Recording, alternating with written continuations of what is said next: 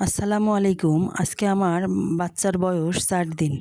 আজকে আমি আপনাদের দেখাবো বাচ্চার পায়খানার রাস্তায় ময়লা আটকে থাকলে সমাধান কী, কেন ময়লা আটকে থাকে এবং কোন ওষুধ খাওয়াতে হবে।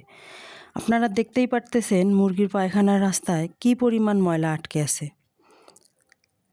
আমি এই সমস্যার কারণে অক্সিটেট্রাসিন ওষুধ খাওয়াইতেছি।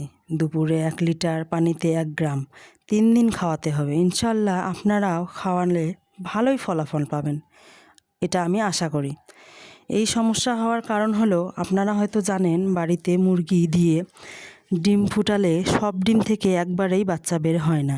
কোনো ডিম থেকে আগেই এবং কোনো ডিম থেকে পরে বাচ্চা বের হয়। ইনকিউবেটর মেশিনেও সেম তাই হয়।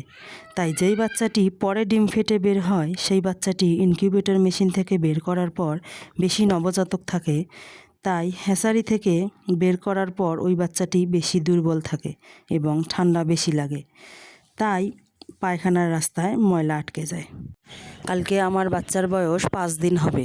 কালকে আমি আমার বাচ্চাকে রানীক্ষেত ভ্যাকসিন করাবো।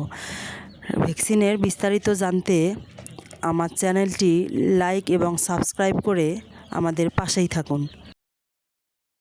জানতে এবং জানাতে কমেন্ট করুন। ধন্যবাদ।